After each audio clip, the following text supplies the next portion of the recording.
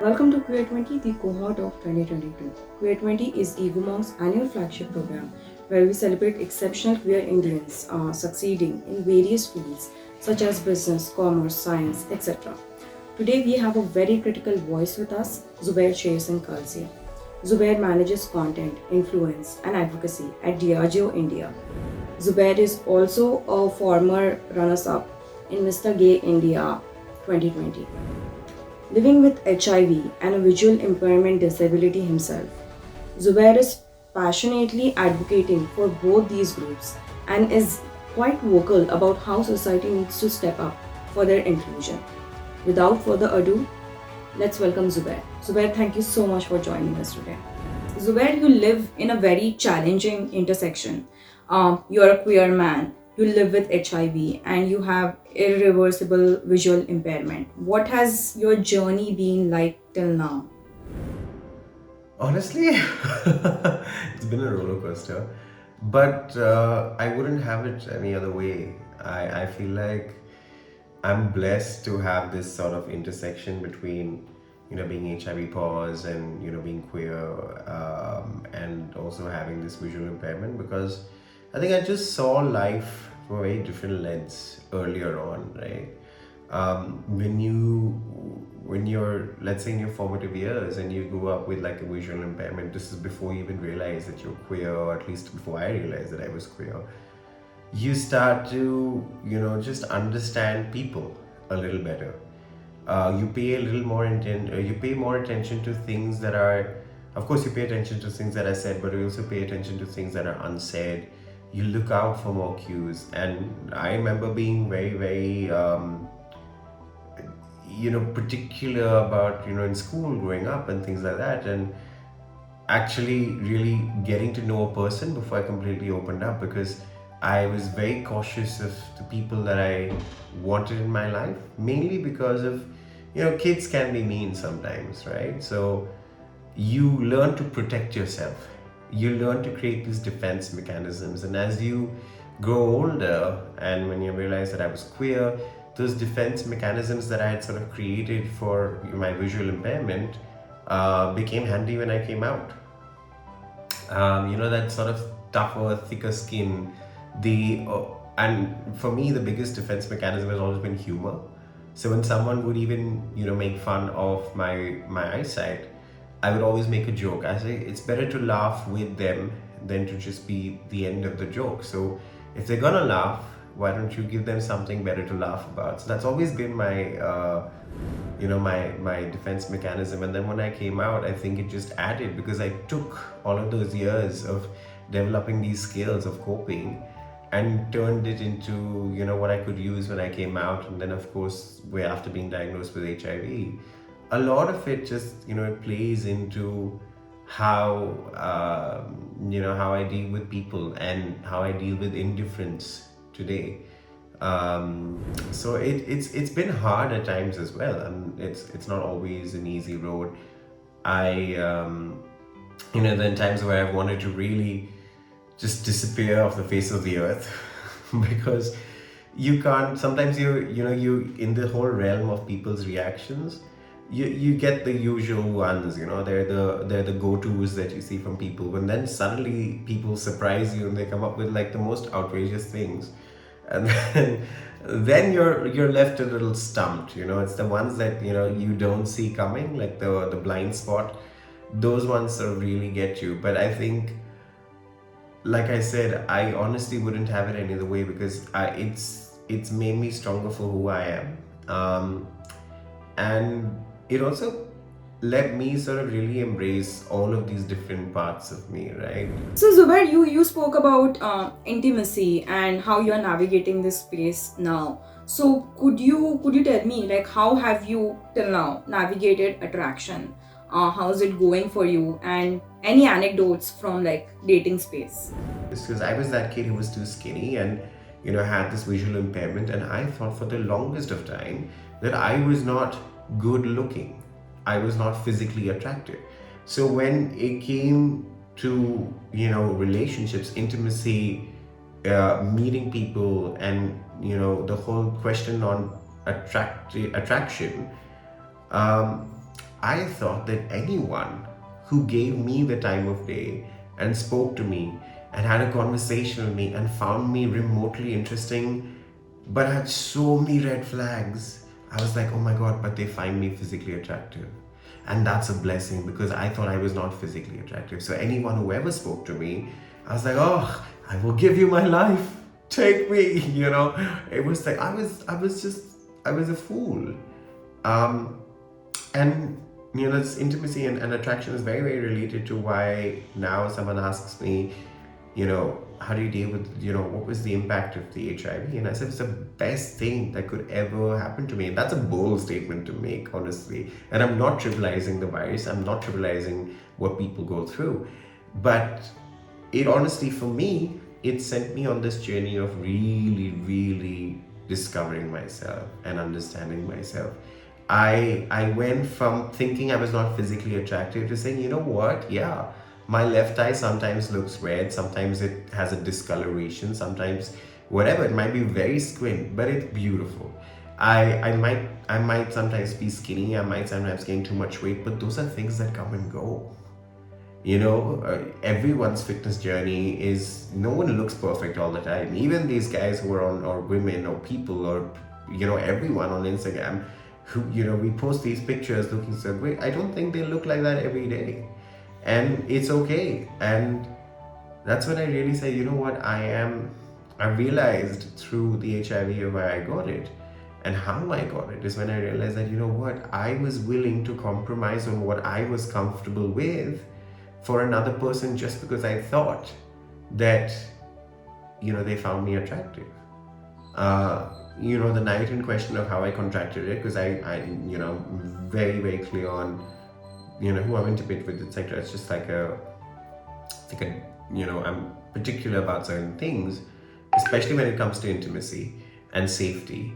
And I remember saying, no, I don't want to, engage in a certain act of intercourse tonight. It doesn't mean I want to engage later, but not tonight because protection, right? And this person said some 5 nice things to me and said, but you're so attractive and you're so this and you're so that. And in my mind, I just went, okay. And that's when I realized that was the turning point for me. That the fact that I was okay to let go of something that was so important to me, which is, being safe. And taking care of my sexual wellness and not really so concerned about the other person because they find me attractive. And that's the biggest learning and the best thing that's happened. So Zubair, you mentioned that you grew up as a little insecure about your body, about how you appeared. How do you go from someone like that to someone who becomes like a runners up in Mr. Gay India in 2020? Could you tell us this whole experience, like internally how it must have felt for you, and also like externally? So when I ran for it, I was very cognizant of the fact that it's also a pageant, but it also values, what you give back to your community. I don't call it work because work doesn't seem to be the right word, but what you give back to the community, or what you're trying to achieve, or what is your platform, So I went in with it with that intention, and was also, to bring, destigmatize HIV, and I would use that platform to do it. I hope I've done some justice to it, but that was the intention. And throughout the competition, you did have rounds about what your platform is, and you had, these, panel of some amazing queer folk who have done some really, really powerful things for the Indian inclusion movement. You had conversations with them, discussions with them, but you also had the swimwear round or the fitness round, or or like you had the white look round, the white party look round or whatever.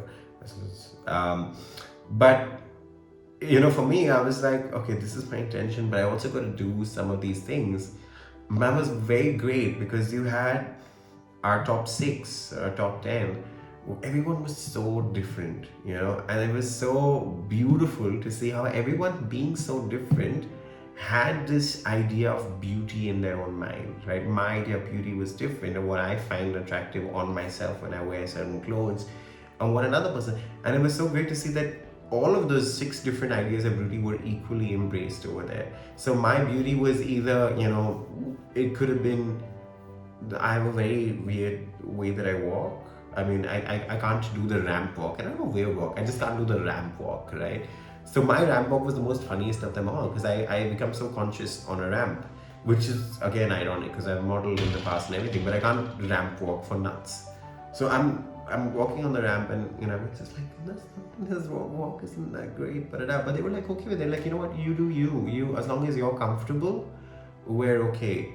And that was the interesting part because I think with my whole idea of where I sit on the attractiveness scale, I was so conscious that am I walking with enough attitude, or is my so-called makeup on point, or is my look on point, or vibe check. I don't know what these new terms are. All of those, I was always so concerned on figuring that out or whether it was there. But I think after the end of that experience, I realized that the beauty in that pageant was that because they valued also what you do and what you bring as a person beyond what's on the outside, really helped me become more comfortable with what's on the outside. And I was already going through this phase, so I think it happened at the right time for me as well.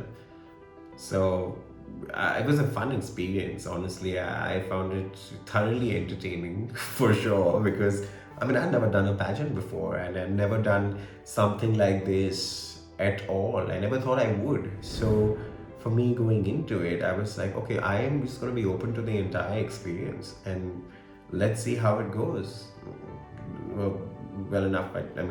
Fortunately, I was lucky enough to be the second runner-up, but it was just a fun experience. And I was meeting all these different people from across the country who are, doing such great things, but also, like I said, have this whole idea of beauty, which is just great.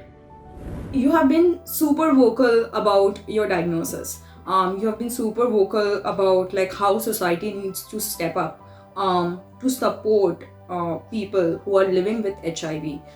But from like a healthcare angle, what do you think is the biggest healthcare hurdle for supporting people who live with HIV?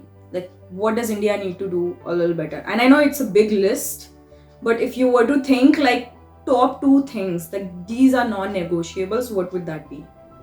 The biggest one for me, and I'll do the top 2 as well, but I think the biggest one is consistency of access. So the government has access to medication and free testing and all of that, but I think where there are gaps is that the ART centers and the quality of healthcare is so different across the country. You go to an ART center within one city, there are like probably 3 or 4. If you go to one, the people, the way they treat you is very different from another one. And I think what the government needs to do, or what people need to do, because I feel like sometimes it's okay to put certain things on the government's shoulders, but it's also to put a lot of things in society's shoulders, is you gotta really, really take it seriously when we talk about destigmatization, right? And the reason there's inconsistency in healthcare provisions for people living with HIV in this country is because there's still so much stigma. And hence, the ones that are a little more aware and informed and give you better quality healthcare, because they're not treating you like an outcast. And the centers that are not are just the quality of healthcare is so indifferent, And I think that's the one that gets to me the most, is that at a time when someone's at least in the initial part of the diagnosis, etc., and needs that sort of care, if they go to a center that doesn't, have the most aware people or the most informed people, it just reinforces the feeling that there is something wrong with this person. Even in the filing of how they mark people living with HIV on patients, they write, there's a certain code that they put on the file for the medical file to know that this is an HIV patient person, and it's on the outside of it. It's not even on the inside of it. So there's no confidentiality. So everyone in that hospital who is a medical staff and knows the codes of that hospital knows that you're HIV positive. Where there are better ways to do that and manage information in a system. And that's where you go to like the ERT center and people treat you really well because they're aware. But if you go to any other department, you're treated like an outcast because you have to do a bunch of tests before you get on medication. And that's the bit that gets me. And private medication is expensive. Let's be honest. It's not accessible and affordable to a large part of our population. So where is the in-between? You have clinics that are doing great work, and I must acknowledge them. You have a lot of free clinics, private free clinics who are doing great work. But those are far and few in between. So where is the support that's actually required from the government? It's missing. And I think the second bit for me is, it's linked to the first one, but it is destigmatization in the sense of putting out success stories. Where are the success stories? We talk about HIV like it's this condemned thing to have even today. Media, people, social media, Instagram, we talk about it like it's the worst thing that could possibly happen to a person, which is not. Even globally, we have like very few success stories, and that's why personally, for me, why I put my story out so vehemently and so vocally is to say that there are success stories. I am living proof that there is a success story, that you could have a great long life with the medication that's available. Yes, there is no cure yet. That's in parallel. There are clinical trials happening, phase 3, phase 2 currently, but even without that, you can live a very enriched life. And those are the stories that you don't hear. Those are the stories that no one talks about. Why? Those are the two things that I want changed in this country. One is not just access, but consistently good quality access, right? And the second being, I want those success stories. I want to see people living with HIV shine. With that as context, Zubair, if you were to advise someone, a queer or anyone struggling with HIV diagnosis, what would your advice be? I mean, to quote the name of a foundation, it gets better. Honestly, that would be my advice. Honestly, and a lot of it is, I look back now to when I came out and how scary that was, like I still can visually remember that I was shivering and shaking. I remember how I felt when I first got the news.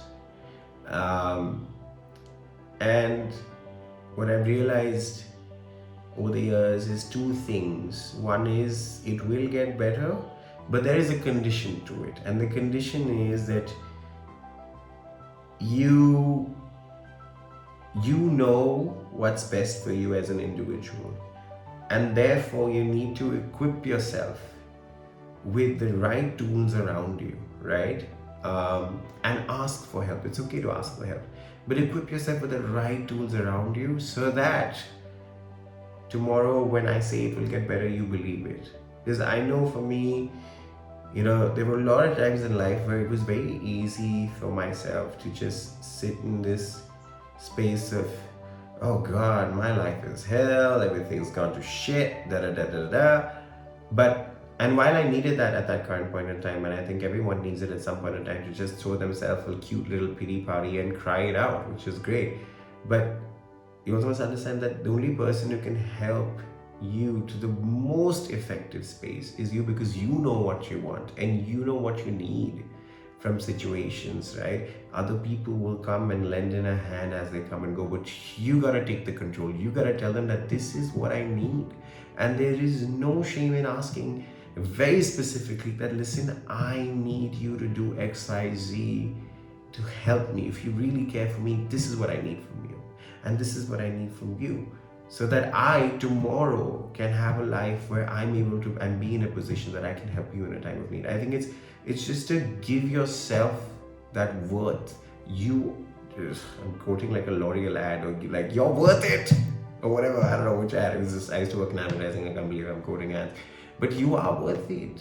Believe that you're worth it. There's so much beauty in intersectionality. There is so much beauty in just being queer, or being paused, or being, differently abled. There's beauty. You just need to look hard enough and find it. And once you find it, it will get better. I think, we're so drowned out by negativity in this world that we forget sometimes to just see that what we're looking for is, it's within. There is a lot of joy that we bring to ourselves and we can bring to other people. And I think my advice is really, really love yourself. And don't love yourself in the way that you see in like books and movies and TV shows and whatever, self-love, all of that stuff. Yeah, those are very romanticized ideas, but to really love yourself, spend time with yourself, go on dates with yourself, talk to yourself in an empty room, allow yourself to be ridiculous, allow yourself to be goofy, but love yourself, because when you do, that's the most powerful thing that will come out of it'll be like a turning point, honestly, when you truly, and no one truly really like loves every part of themselves. It's all a work in progress, but when you start working towards it, I think it's bloody brilliant, honestly. Would you tell some anecdotes or what your experience has been living as a queer, a person with disability in corporate India as a space? In the corporate space, I think a lot of organizations are in different, let's say, maturity levels of how inclusive they want to be. And some might surprise you. Some might not have the best policies on earth, or might not give you da da da da da. But they're super woke or super aware and big empaths. So what happens is that you might not have the best policies, but you have the best people. And then the organizations, you have the best policies, but not the best people. And then the sweet spot, which is dreamland, best people and best policies. But I think in all of these situations, right, what I've learned over the years is that you will have, 1 in 10 people asking questions, and people are going to talk. They will talk. But you gotta, like I said, you gotta love yourself enough to ask the right questions, to make sure that what you need from an organization is met. You gotta know that, listen, you have hired me to do a job. For me to do it the most effectively, I need XYZ to change here. Else, I will go find a job that values me enough to create an environment where I can value and bring more value to an organization, right? And some of them, honestly, I was in advertising and it's part of a small agency, and the only reason I left that agency was because of work hours and everything, but it was not because there was any stigma or any why can't I get the word, any negativity around me being queer. I'm trying to, there's a corporate word for when someone says comments about you being queer, but I can't remember it. But there was no negativity around it. I left that organization for very different reasons. I had a different career goal in mind. I didn't leave it because it was not a safe space. But they didn't have the policies. But through this process of us working together, they learned. And that's what matters. I think people are very, very important, and they really make a culture of an organization. And my journey with corporate India has been, they've been really like weird spaces, because where there have been organizations that I didn't want to come out at all, because I was so on a daily basis I used to get comments about my eyes. So I was like, if these people don't have the basic logic sense to understand visual impairment, I don't think they'll understand queerness at all. And around that same organization, I was doing some work. I was in the papers a couple of months or whatever, and then I think one of the people or employees saw it, and they came to me one day saying, I know what you are. And I'm like, what am I? Tell me, because last I checked I thought I was human, but I'm curious, please. And then they proceeded to tell me that how they're okay, but I also should go see a doctor. And I was like, I think you're more confused than I am, because if you're stating that I'm confused, then you need to actually be clear on your stance. If you're okay, then you can't say I need to go see a doctor. So I'm not confused, you're confused. So, you know, and that was like the extreme end. That was the complete other end. And then I've been organizations where the people were great. They might have not gone about handling it in the best way, but they were very, very willing to make it good and make amends and do better. So it's inconsistent, and like I said, you've got those three types. You've got great people, no policies; great policies, not the best people. And then you've got both or nothing, right? I started working in an organization that was nothing.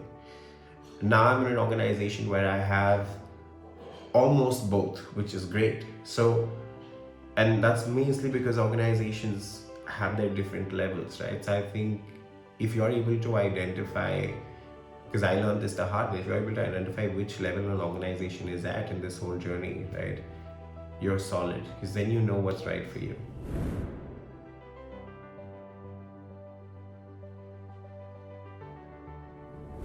So, within the LGBTQ plus community, who needs the most support? Everyone. Who is your favorite queer role model? Currently, Billy Potter. They keep changing. What's the best thing about being a queer? All of it. I don't think there's anything that's not great. But also, the best thing about being a queer person, looking at the world differently. You said it earlier. Looking at the world differently. Who is your favorite queer character on screen? On TV, or my favorite queer character. I honestly don't have one, but if I were to name one for this question, I think it would be David from Schitt's Creek. Okay. What is one thing that scares you the most?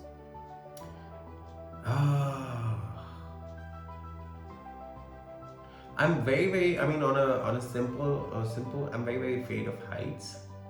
Not in the sense that I go like climbing and all, that's fine. But I think I'm just afraid of like really, really like tall buildings and looking down. Just get fucking very nervous.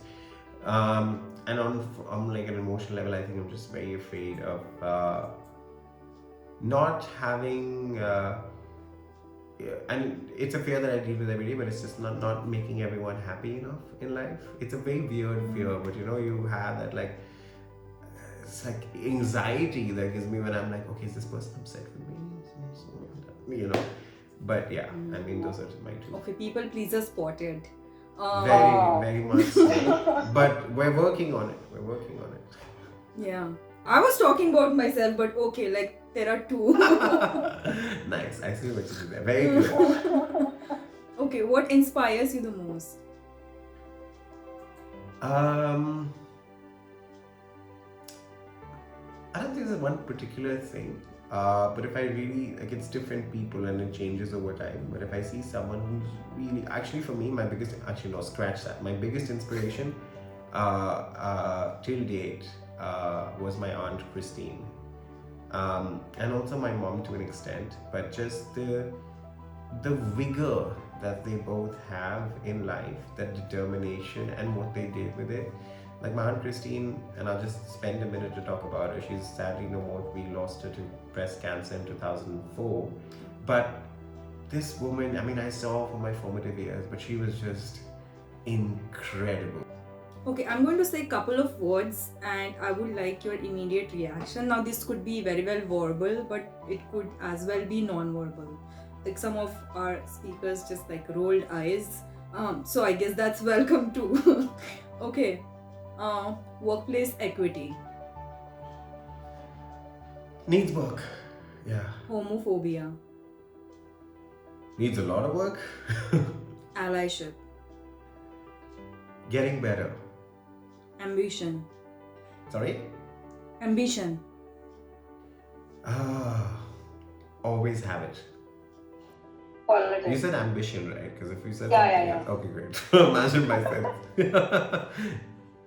Politics. Waste of time. India. love it, don't hate it. Um, People of the country that love it need to do more for it. Okay. Zubair, thank you so much for this interesting conversation.